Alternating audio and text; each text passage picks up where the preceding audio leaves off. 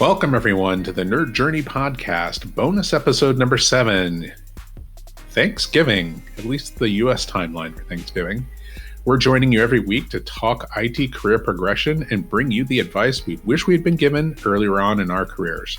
I'm your host, John White, at BJourneyman on Twitter, joined by my co-host, Nick Cordy, at NetworkNerd_. Hey, Nick, how's it going? Hey, John. I am highly caffeinated as usual. I want to let the listeners know that we are both pre-sales technical engineers with backgrounds in IT operations.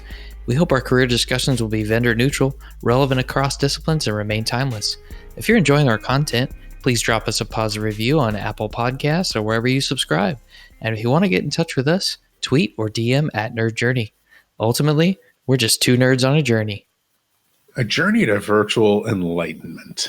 So let's take a trip. Great, Nick. Hey, I hope you're enjoying the Thanksgiving holiday. We're obviously not recording this during the Thanksgiving holiday, but I hope you're enjoying it. Yeah, it's going to be great. I'm sure there will be massive quantities of food consumed. Do you want to just go ahead and give the listeners your top 5 delivery pizzas to sneak that in based on your comments from bonus episode 2 of last Thanksgiving? Yeah, so I think Pizza Hut is number 1. Wrong answer. Sorry, I'm going to have to disagree. And number 2 and number 3. So agree to disagree. And 4 and 5, since we were talking about 5. So, yeah. Oh, okay.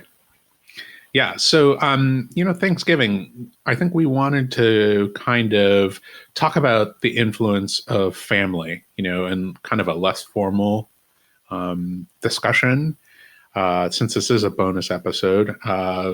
So I think we were talking about maybe our family's influence on career, our possible influence because of our careers on our family and family life. And just to set the table, we might talk about that in kind of a general way, but also in a personal way. And I don't know. Does that sound like a good way to go about this, Nick? Yeah, and I think what we're really showing listeners or trying to communicate to listeners is both sides of the coin. Thanksgiving's about family, so let's talk about family and career because we're going to go there. Yeah, that is true. We got to stay on topic. Stay on topic.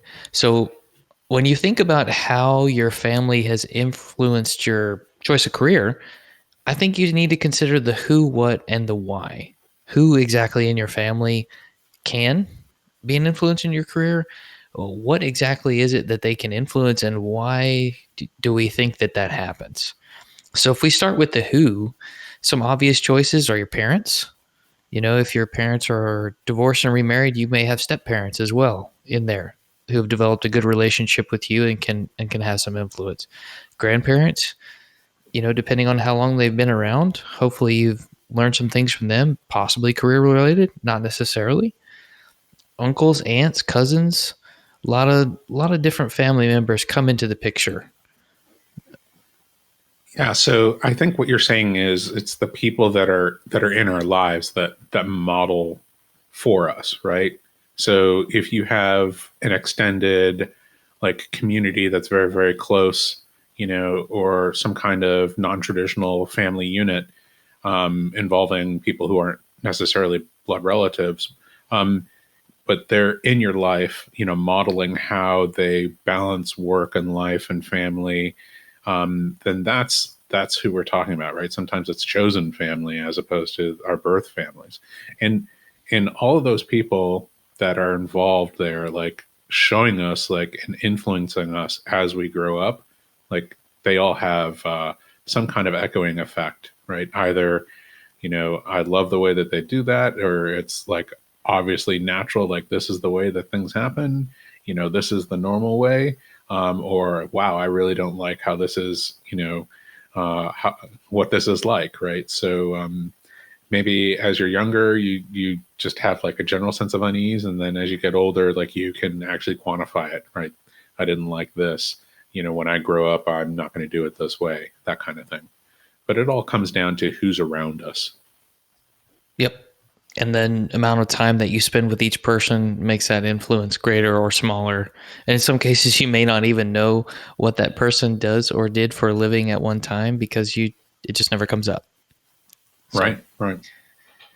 but if we think about the what, one thing I thought of was family business. Sometimes, a family started a business generations ago, and that's just been passed down to children, grandchildren, and someone or multiple people are relegated to carry on the torch. They feel a strong desire, maybe a passion that they got from their relatives to keep that going and continue to make it successful. So maybe the parents want to train up their kids to run the business and be their successor someday. I actually used to work for a company where, the son of the gentleman who started the company took over as CEO and owner, and he's, probably at some point going to pass that on to his children. Yeah, I think family business is, a prime example of how, direct influence, sometimes it's mandating, right? Like, hey, no, you got to come in. Like somebody's got to sweep up the wood chips. I don't know, maybe that's a carpentry business. Um, but like, you're either mandated to work there or you just grow up in and around it and it soaks in, right? And everything about that business is being modeled for you. So, that feels like the normal thing. And some people love it and some people will react strongly against it, right? And not every child of a family owned business like is going to be qualified to take over that business, right? Because not everybody can. But I think a lot of times, like, it can still influence you to work in that industry, regardless. So yeah, really good example. And, to your point about working in the industry, it may be that everyone in your family it just so happens they work in the medical field or they're all teachers. We've seen that before. That definitely happens. And again, it's just possible that passing on something in that industry is important to those who came before us, and they want, the kiddos to do the same thing. Oh yeah, that's really interesting. I hadn't really thought about this, but my wife's family, like both her parents were teachers. I think her father is a superintendent of schools now. Her aunt works as a school counselor still, I believe. So like everybody in that family, was doing something, related to that. And my wife is a flute teacher now, like not in, primary or secondary school officially, but it is, still teaching. Very, very interesting. I just hadn't thought about that. Like the idea of being in a field and like modeling that field and then having that modeling, echo down, even in regional or like area um, of what it is that you do. And when so many people around you do something in the same field, it just kind of gets ingrained. Oh, okay, this is important to my family members. This is what they do. Maybe I should do that too. Maybe you're tasked to help them with something. It's funny that you say that and you bring this up because I think I realized again, like quite late in life, in my 30s, that um, I was in IT operations, and then I got into like kind of the pre-sale side of things, working for a vendor. My father was trained as a photographer, and then he got into the technical sales side of photography, working for a company that almost nobody remembers now, Eastman Kodak. And it just didn't occur to me that I was doing the same job as my father until way too late, years into my career journey, right? Um, but I think it was as I was trying to figure out some things and kind of some lessons that my father had said earlier on about being on the road kind of came echoing back. And I was like, oh, wait, that's right. He did this job. And it just, again, like I said, the the realization came way too late. Right. And when John says that he realized this in his 30s, take that as 20 to 30 years ago. But as we keep going here, we we mentioned behaviors of the people around you, so your family members as it relates to work. Some of them may be total workaholics, and you may remember that mom or dad or uncle, aunt, stepdad missed everything when you were a kid. They were always working. They were always bringing work home, and they always did something at home that maybe took them away from you, or that's just what they remember. I sometimes have to work at night, and when I'm not podcasting and helping out at the John White School of Mentoring, which you can join, by the way, by sending a tweet out to @nerdjourney for pricing and packaging. But my kiddo thinks that when I'm on my computer, I'm either working or talking to John White, and then I do that a lot, even though I don't usually do that when she's awake or here. But that's what she thinks of. Dad's a workaholic. Right, right. And I think that, that kind of like workaholic, or even the flip side of that, right? Like, like really like avoidance of work. Like those are two things that can be modeled. And then we have strong reactions against it. It's like either like we catch the bug and we want to do that, or, maybe hopefully for healthier reasons, we just like what we're doing, or we have a reaction. We go, oh, there were trade-offs. I like that. I didn't like it, so, but it definitely is, maybe the foundational thing is, we observe things, right? And then we react to them, sometimes against them, but it's just generally a reaction. Sure. And if your parents or parental figures had a very poor work-life balance, that's going to affect you in some way, whether you miss out on something or they miss out on something. And, it could cause resentment and hurt the relationship. To your point, if they are very good at balancing things, maybe they're present at all these extracurricular activities that kiddos often have, an after school club, a choir performance, some kind of track meet if you're in sports, maybe all kinds of different things where you might be involved, that it's important for you to see parental figures there. Yeah. Or again, absent from those things, right? The flip side of Yeah. that. So, regardless of, what that effect is, like, it's being modeled and we react. So that it's a very interesting thing to kind of reflect back on my personal life, and then, on the lives of my coworkers, and, what they tell me it was like to grow up. And then, I remember, talking to my friends when I was a kid, understanding what their parents did, and, what they thought of it. And, it was like, so-and-so's dad is a lawyer, and we like never saw that guy, right? Corporate law, or I think, he worked for some big law firm, and it was like, yeah, 150 hours a week or whatever it is that they do. And, just never saw that person. Yeah. Well, I can tell you, for a fact that before I got into technical pre-sales and I was supporting all kinds of different things, including the security monitoring system, and would get calls when somebody who wasn't supposed to be on premise came on premise and they needed to know whether or not to call the cops. My my brother-in-law actually made the comment. He said, before you changed jobs, you were always on the phone with somebody on a holiday, or when we were around you, you were always doing something work related. And I never realized it. It just never hit me that it was that much, and that it was that impactful to, a brother-in-law.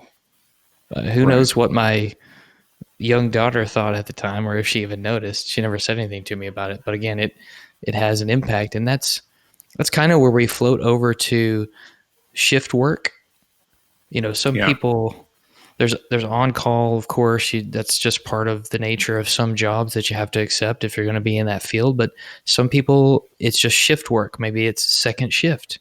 I had an aunt who worked second shift at the post office, and she would make sure she saw us before she went into work, and then after she got off work, if we were still up late in the summer, she would definitely come hang out with us while she wound down, but she made it a priority to spend time with family despite working that weird shift. And my grandfather, my mom tells me stories about how he worked third shift. He worked overnight, but he always woke up after they got off school to see them for a little while, eat dinner with them, and then he went back to bed before it was time to go to work.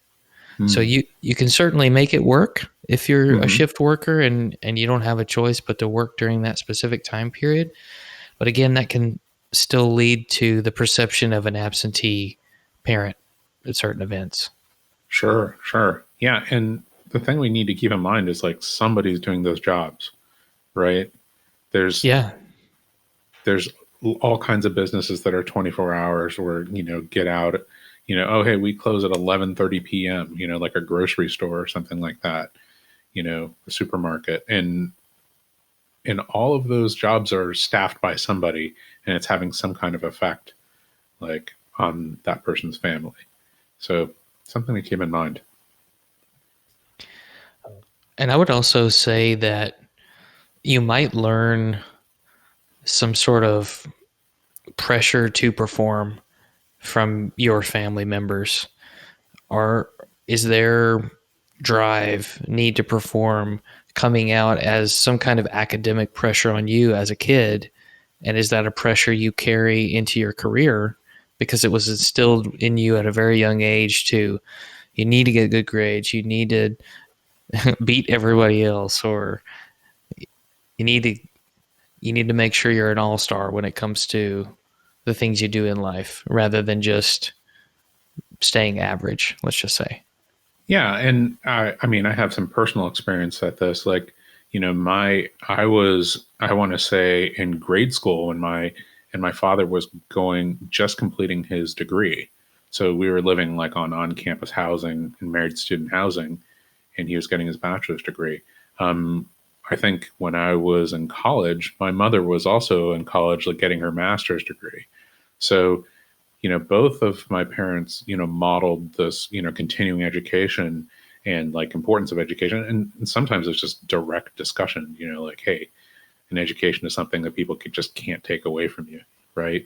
And it's your ticket to your future, those kinds of discussions. So sometimes it's modeling it and sometimes it's just, direct discussion. It's interesting to me that you mentioned also like that competitiveness about it.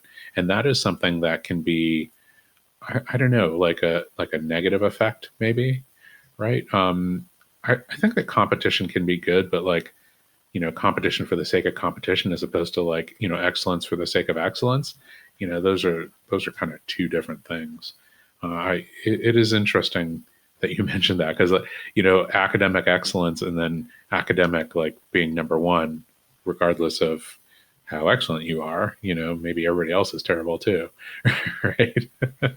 um, but it's just one of those things that again you don't necessarily realize how big of an influence it is until you take some time to really think about it and maybe talk it out with other people that were around you.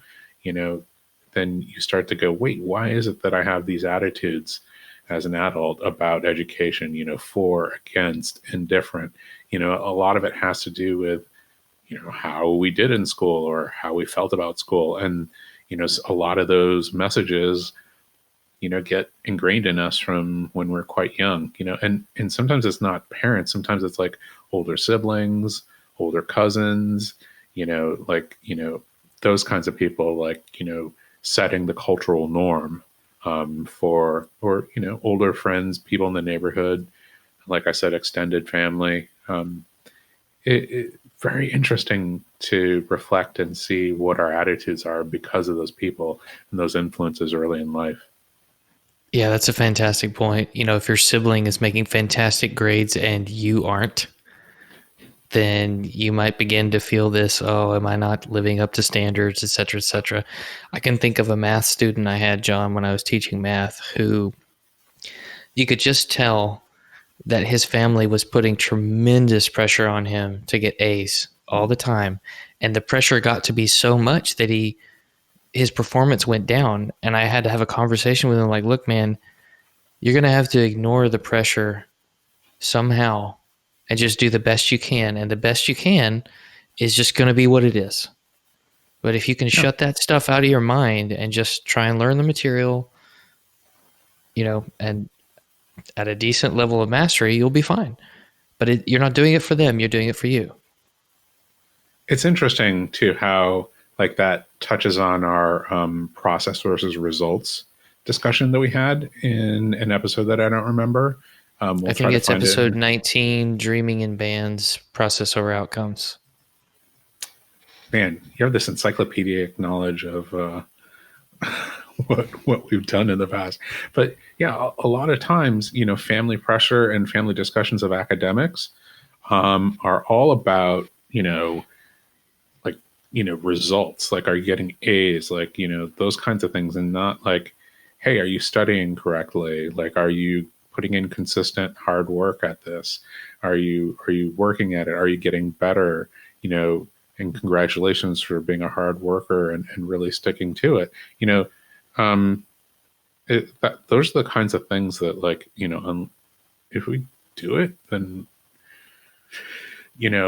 one way and not the other way, like it has these lasting effects on us, and we don't understand it again until we're adults and we can reflect on it. Yes, indeed. And if we talk back about, why are these people able to influence you? I think we covered a lot of this, but we'll just say it again. The proximity to a specific field or career in terms of the people you're around might give you a sense of safety and make it easier to go into that career. It's not as daunting as doing something different as all the people you spend the most time with. And then if someone has a real passion for what they do, that can definitely be contagious. Yeah, That very that much can so. rub off on your kids, grandkids, nieces, nephews. You may get more interested in what your family members are doing, and who knows? Yeah, or even just the idea of like modeling, like being excited about something and passionate about it, and as a result working hard at it and getting better at it, right? Because I definitely remember there was something that one of my parents or somebody in my family was doing, and we watched them be bad at it and then watch them get better and better, and it was like years later I was like, oh right, I do remember this happening.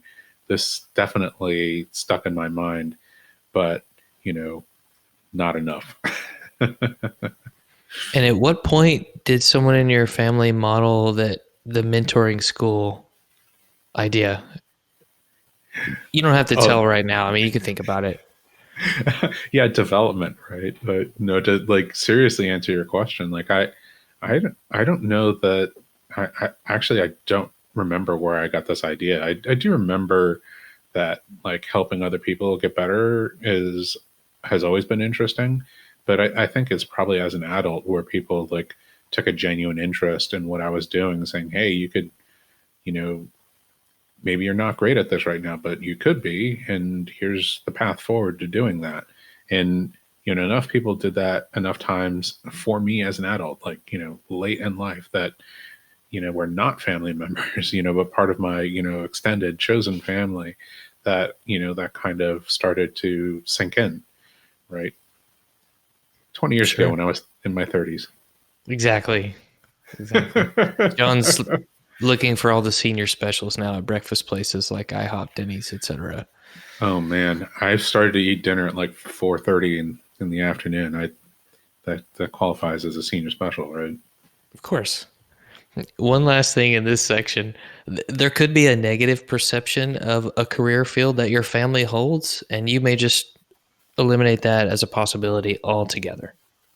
And I think we covered that earlier, but I wanted to mention it one more time. Sure, you're talking about like either job field that like you see like negative repercussions on their life, or something along those lines, or something that you hear them talking about it and you're clearly not interested in that. Like that holds no interest for me. Yeah, Right. definitely. Or this is the thing that took mom or dad away from me all the time, so I therefore want nothing to do with it.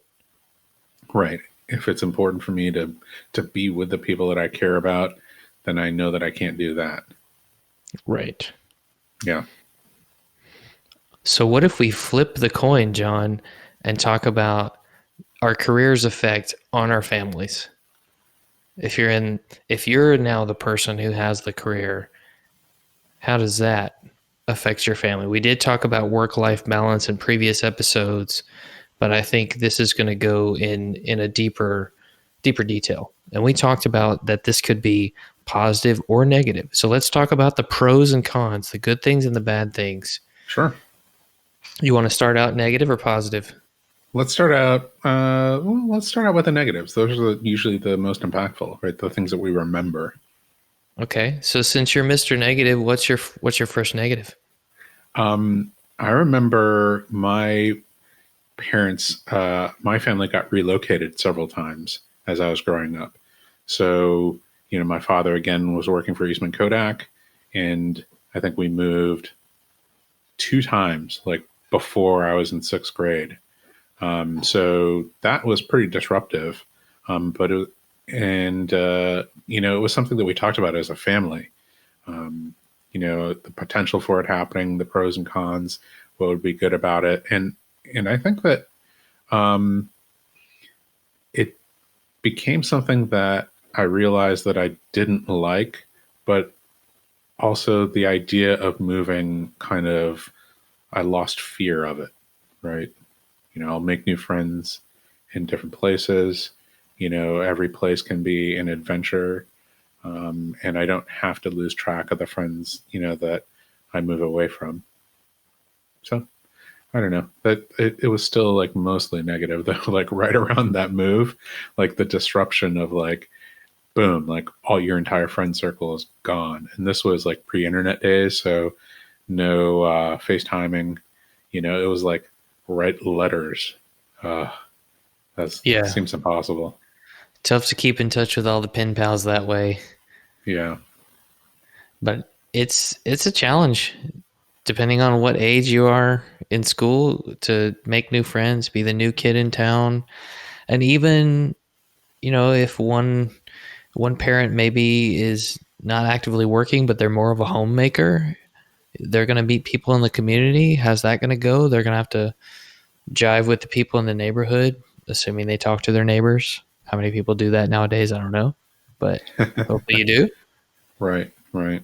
And sometimes people have like extended communities, like a church community, and maybe they're a member of a church that has like a branch or, a location, to, where you're moving to, or you have, previous friends that are now, or family that live in that same area. So there can be some things that mitigate it, but, the whole disruption, that can be rough. Now, I also remember having friends who had, parents who were active service military, especially I want to say in like, specific branches or officer corps, like, as you move up, you're moving around a lot.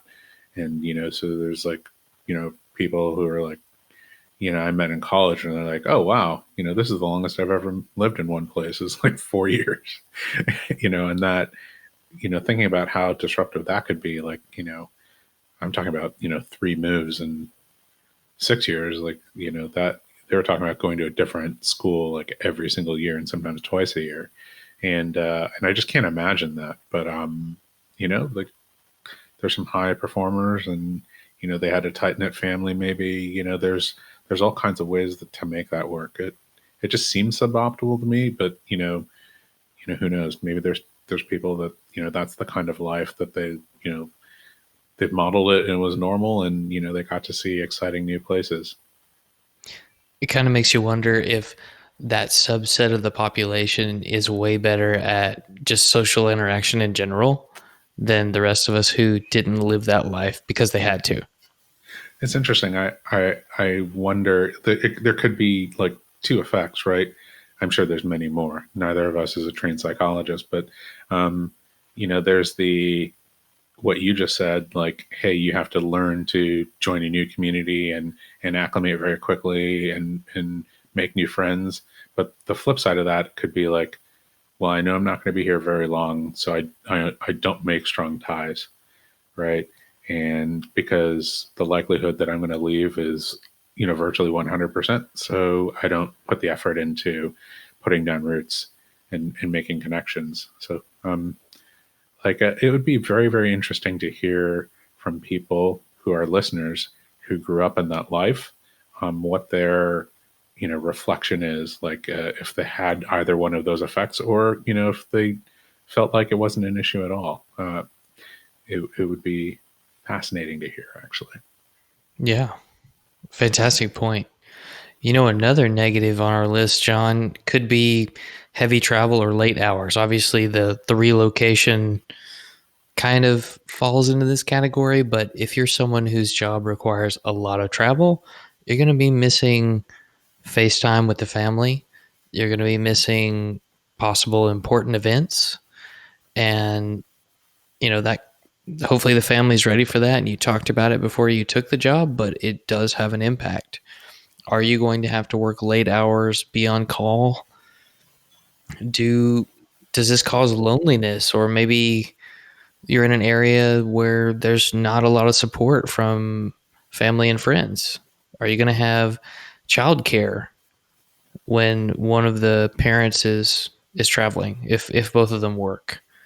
And maybe your family thinks that your job doesn't care about you because they're trying to work you to death, and all they see is, oh, mom, dad, uncle, aunt is just working so much. This company must not care about them. Yeah.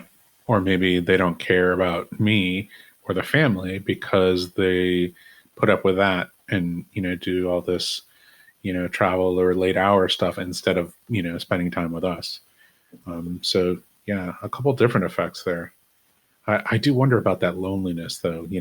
I definitely remember when I had stretches, during projects that were about to go live, or, it was a semi disaster after going live, like, putting in like 80-hour weeks and just completely losing touch with all my friends and family.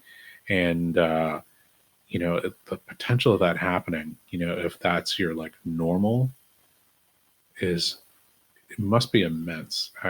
I don't understand how people can do that.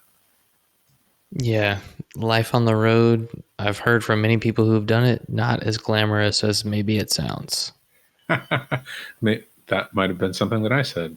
Like, now Could I have been. know what the Hilton in Denver looks like, and the Hilton in Phoenix, and the Hilton in San Diego. Substitute favorite hotel chain here. Sure. But what about inability to take time off work? You Ooh, you can't take time off work because everybody's sick at your house, but you right. can't take time off to go take them to the doctor. Maybe you approach burnout like Kelly Schrader, but that's a lot of stress. Oh, I can never take time off. This is so inflexible.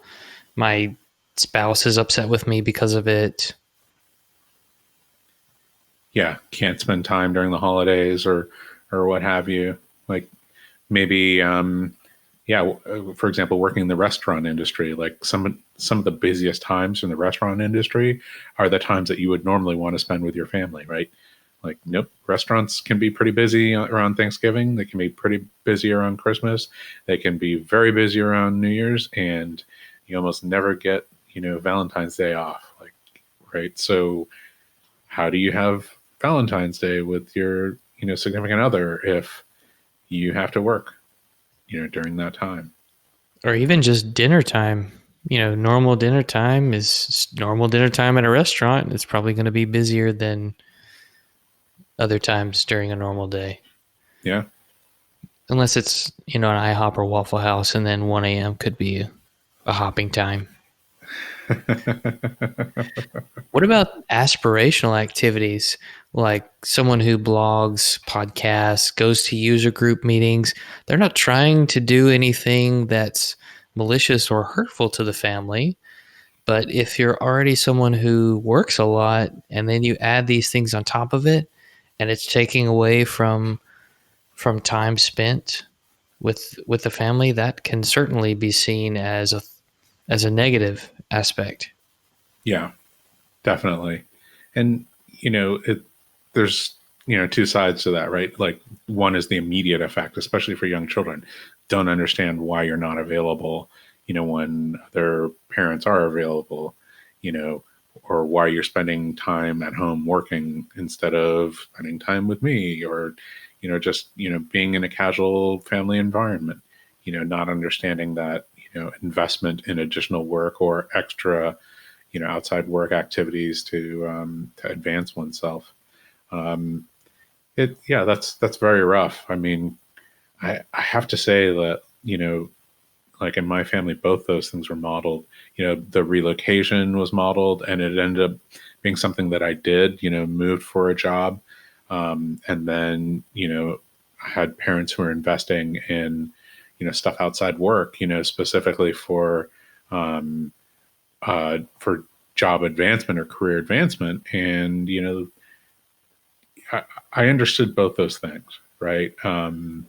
Especially because it was discussed directly in the family, in a family environment, and I felt actually like I had input. Like there was, even a move that I strongly objected to, and we ended up doing it, but I felt heard. Um, and then I remember another move that I was like, yeah, actually, I'm okay with that, and then we ended up not taking it, and that was fine too.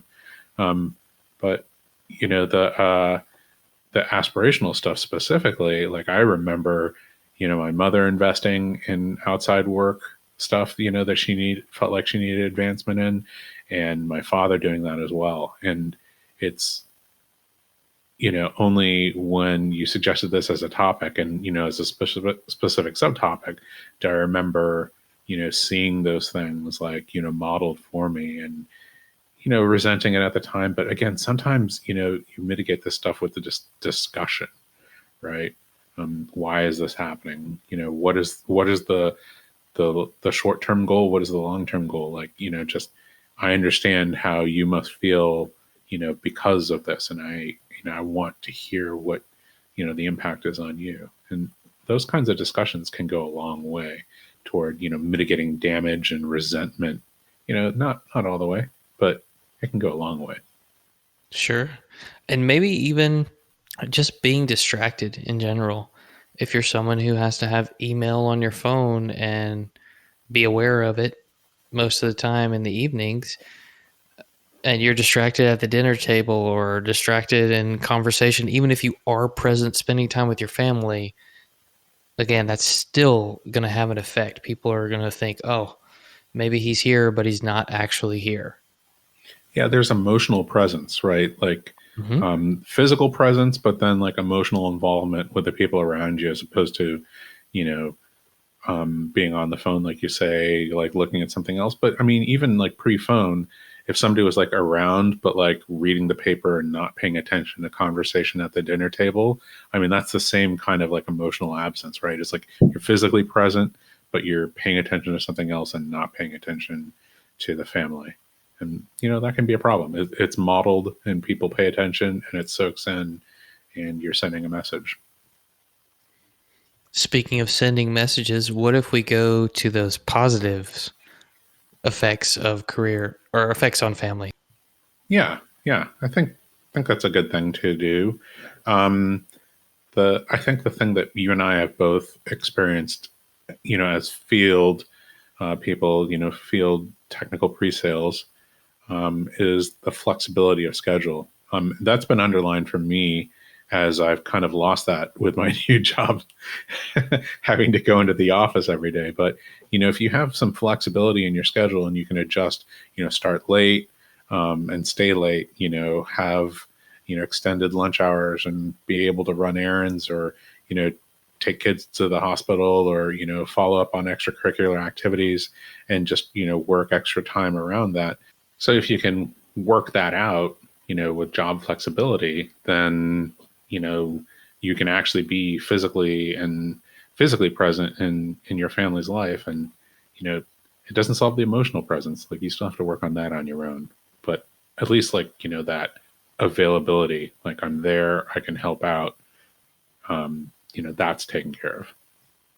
Yeah, or even if you can work from home one day, you have an office job now, so maybe The flexibility in that is I get to work from home if needed because everybody's sick, or I need to be here because a repair person's coming to work on the house or the apartment, and everybody else is at school and work. Yeah. Yeah. It's interesting because, now that I think about that, even that was modeled for me as a kid. My dad was a field sales guy, so he had some flexibility and he could help out a little bit more, and that really did help out. So how about like actually intentionally modeling good behavior for your family? Every time I say model good behavior, I guess I'm really targeting kids, but being like an example, right? Doing things in a specific way, um, to show that it can be done. What do you think about that? Yeah, I think that you can show your kiddos what a good employee looks like, what the expectation is of them. For example, I have a 10-year-old daughter, and most of the time I'm working from the house when she comes from home, right? If I'm not out running Hmm. around.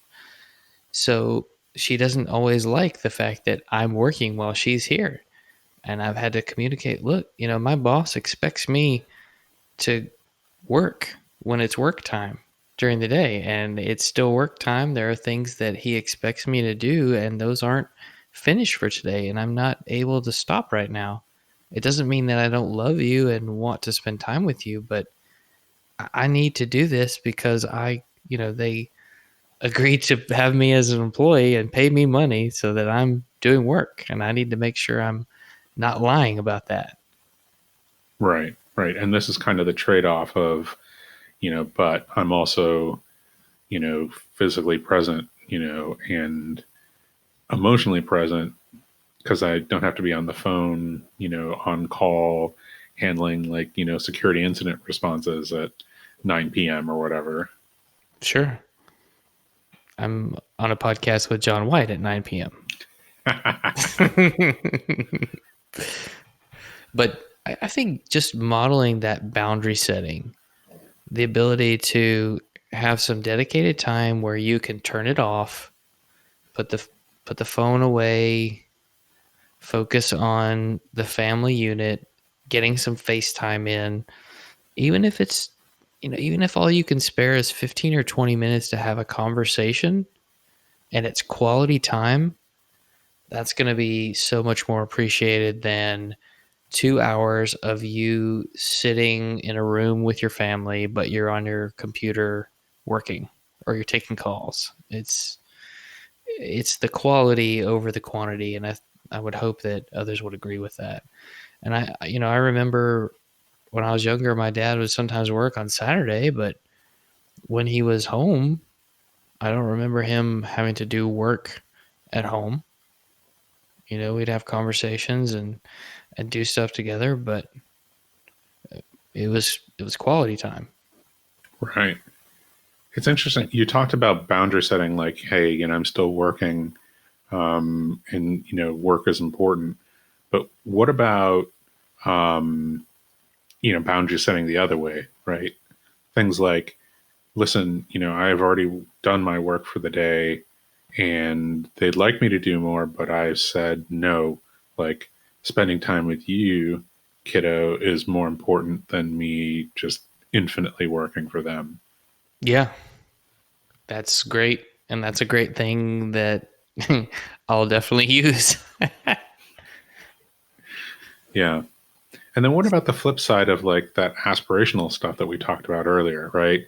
Like showing our family that we have this passion about something and that we're working at it, and it might not have like a direct like, it's a job related thing, but it's some kind of, hobby or like, outside of, work thing that we're doing to really like better ourselves. Like I think modeling that can be very positive as well. Sure.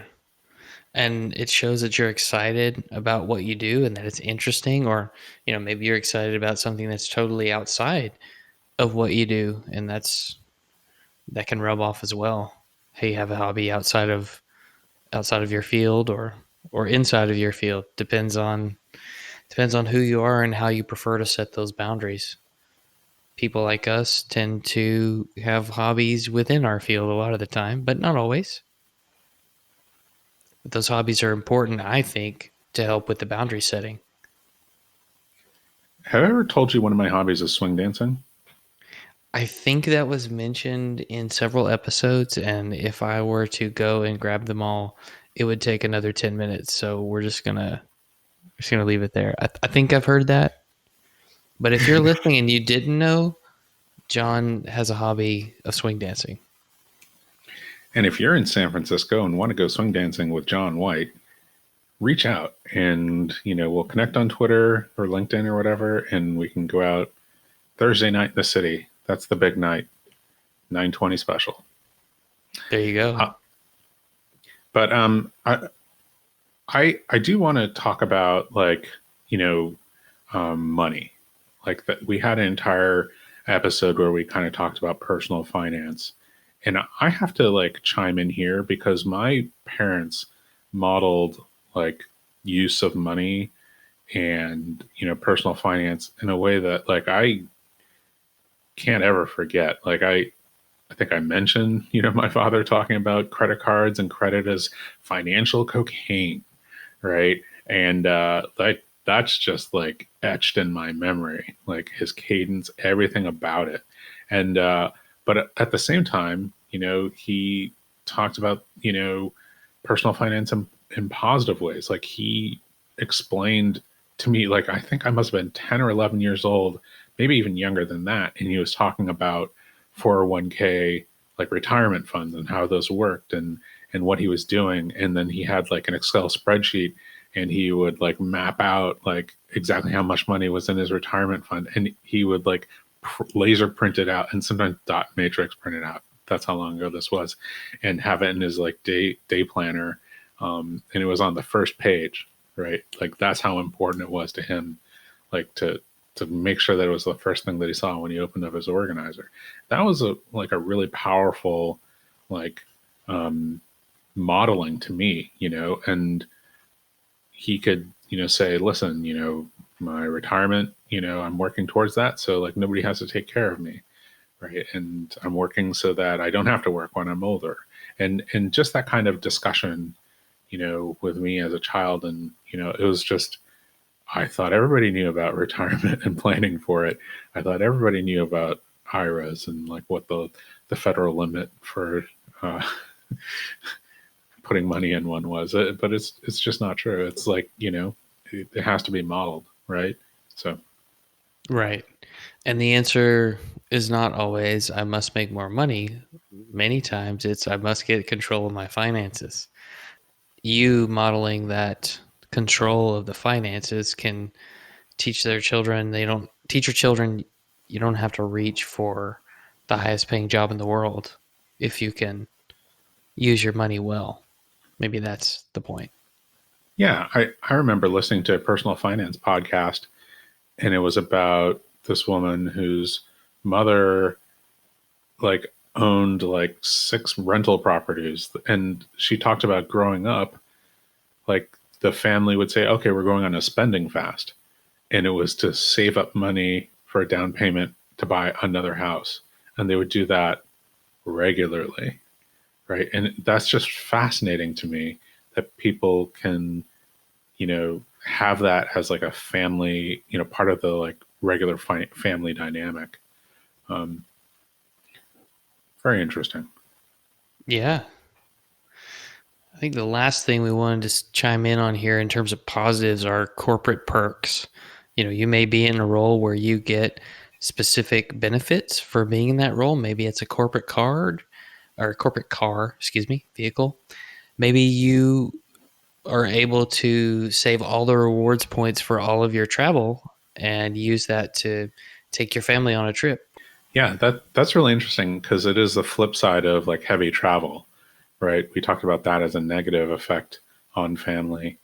And again, maybe this is something that you can have a discussion about. Hey, you know, mom is traveling a lot this year because of this project, and dad's going to be, a little bit more physically present and in charge and handling things around here. But at the end of that, we're all going to go on a family vacation to this other place based on all this travel, right? And if you link those things together, then maybe it helps. Yeah, I think that's fantastic. I think a lot of times little kids don't understand cause and effect. So, maybe that's around like fifth grade or something, fourth grade. I'm sure my elementary school teacher friends can inform me when cause and effect really gets linked. Wait a minute, you were a teacher. You tell But me. I taught high school. Yeah, so sometimes even in high school they don't understand cause and effect, right? No, they don't. It depends on the person. Yeah. But you can try to teach them. Yeah. Yeah. Cool. Well, anything that we didn't cover, anything that popped into your mind while we were chatting? I don't think so, unless you want to do a career cause and effect podcast at some point. That might be interesting, teaching people cause and effect. I think we've kind of been doing that indirectly in other episodes, but might be fun to call that out in a logical way. Part of that John White School of Mentoring curricula that we're always developing, pricing and packaging to come. Just a reminder, we want people to subscribe and give us a positive review on Apple Podcasts or wherever you're listening. We want to know if we're being helpful and are always looking for interesting questions to ponder. We're collectively on Twitter at Nerd Journey. All right. Farewell, listeners, and tune in next time as the journey continues, our collective journey. I'm John White at B Journeyman, for Nick Cordy at Network Nerd _, signing off. Adios. Happy Thanksgiving.